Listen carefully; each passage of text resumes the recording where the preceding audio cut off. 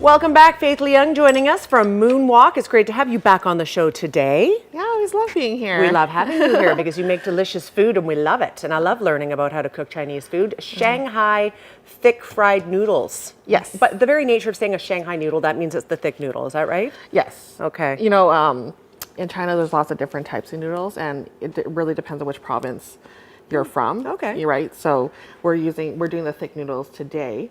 Now we've substituted the noodles. We're not, traditionally a lot of restaurants use the yellow thicker noodles, but we're going to use a udon noodle. And part of the reason is I really enjoy the texture. It's not like too gummy. It's just that really nice, like tender texture, right? Yeah. So we'll go over the ingredients first. Okay. So we have udon noodles. We've boiled them already, and then we've just run them over cold water, just like you would do as pasta, so they're not going to stick together. Okay, and how long do you boil them? Is it like spaghetti until they're about the way you would want to eat them? Yeah, now udon noodles are already pre-cooked. So I've literally picked ingredients that are available at your grocery store here, so they're really accessible. We put them in hot water for about 2 minutes. Okay. And then usually you take some chopsticks and just wiggle them around just so they're not stuck together. Perfect. Once they're done, put them in a strainer here and then just run them under cold water. And then let them sit? Yeah, so next ingredient here, we got cabbage, we have barbecue pork. Barbecue pork you can get at two of the Asian grocery stores here. There's one across from the university and one on the North Shore as well. And of course, you can always pick some up at Moonwalk as well. You can? Yeah. Okay, good to know. We smoke barbecue pork like every second day. So. Oh, really? Okay. We have julienne carrots, garlic, salt, sugar, chicken broth, oyster sauce, dark soy sauce, sesame oil, oil for cooking, and then green onions for a garnish. Okay, we're set. Yeah. So like I say, every time we want to heat up the frying pan here, we've heated up a little bit earlier. What we're going to do is we're going to put a little bit of oil in. Okay. And you're probably going to be my handy help today. I like here. to be a handy helper. You can It's do the fun. stirring.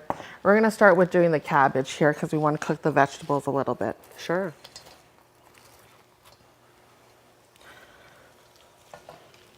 So we're going to stir fry the vegetables here a little bit here first. I'm just going to flip this over this way. Oh, no There worries. we go. That's Thought you were going better. to do some fancy moves. No fancy moves here. Things will get out of control fast if I do anything crazy. Okay.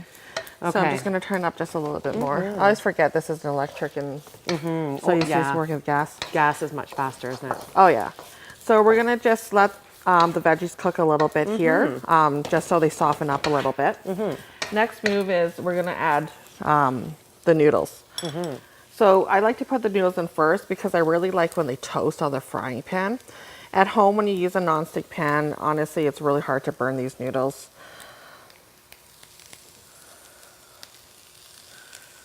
So usually for one serving, use 2 packs of udon noodles. Okay. Right. Yep. So we can let it sit on the wok here just so it fries it up here. Okay. I just loosen it up here. Just wait till it gets a little bit hotter here as well. I put it up to almost max. Max. Maybe we'll just hit high for a second and get it going. You can hear it going now. Oh yeah. All right. And then while it's frying up, we'll heat up the barbecue pork as well.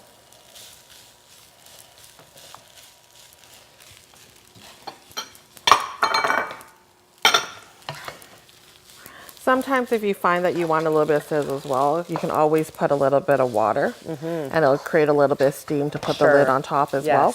Another option that you have is always the cooking liquor as well. When you use the cooking liquor and you just put it over on the side, it just creates a little bit of steam. So it really brings up the heat. What is cooking liqueur? Cooking liquor, we use a lot of our recipes. You can buy it at the grocery store. Okay. Yeah. And that's exactly what it's called? Oh yeah, yeah.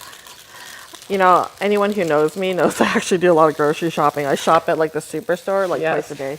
I'm one of those weirdo people. No, that's good. Now, once those are cooked a little bit more here, we're just going to add the garlic into the middle. I don't usually put the garlic in too early because I find that it burns a little bit. Okay. If you do. So it'll toast in here a little bit. Okay. Then we'll put our seasoning. So we have half a teaspoon of salt. Should I be moving this around? Oh, no, you can leave it here for now a little bit. Like I said, when it's non-stick, don't worry about it burning too much. And then we got a teaspoon of sugar here. Okay. And we have about a half teaspoon of the chicken bouillon. A teaspoon of oyster sauce. I love oyster sauce. Oh, me too. I think it really makes the zing. So once we put the oyster sauce in, I always like to stir it up again, just because of the caramel. Like, it just has a really nice glaze on it. So we'll fry that up here. Smells so good.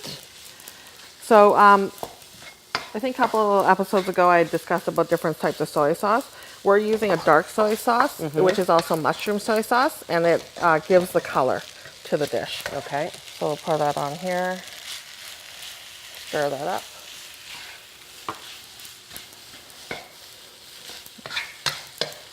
Perfect, looking good. And then as we're doing that, I'll put just a little bit of sesame oil on the side here, just so it's more fragrant that way. You'll definitely smell it afterwards. Excellent. So we're almost done there. We're just going to let it cook for a little bit longer. Okay. So this is actually a really popular dish. We sell quite a bit of these actually. Yes. It's really easy to make, as you can see. It is. Just about having the ingredients ready and having the right ingredients ready. Oh yeah. What is the most common mistake people make when they're making Shanghai noodles? So you can let people know. Is it putting in the garlic too early and it burns, or what would you say? I think sometimes with the soy sauce, if you know, that's the really only form of liquid you have here, because cabbage isn't going to bleed out water a lot. So if you don't put enough soy sauce in it, it can seem too dry. Okay. Right. And dark soy sauce isn't salty is another thing. Okay. Dark soy sauce is, I guess, the standard China lily. Is that what it's called? Yes. Yeah, it's the standard China. There's not a lot of taste to it. It's really for coloring. So make sure just put the perfect amount in there, just so it's not too dry. Okay. All right. And then we will plate this here. I turned it off. Okay. Sound right? We've got about 30 seconds. So I have Okay. So we will. It smells divine. I'm here to tell you. You can't smell it at home, but it's delightful. And then here. One of your best sellers is this one? Oh yeah, absolutely. Shanghai fried noodles from Moonwalk. If you don't feel like making it, you don't have to, because it can also be ordered. And that's what we like to do on a Friday night, or any night, in fact. Look at that, delicious.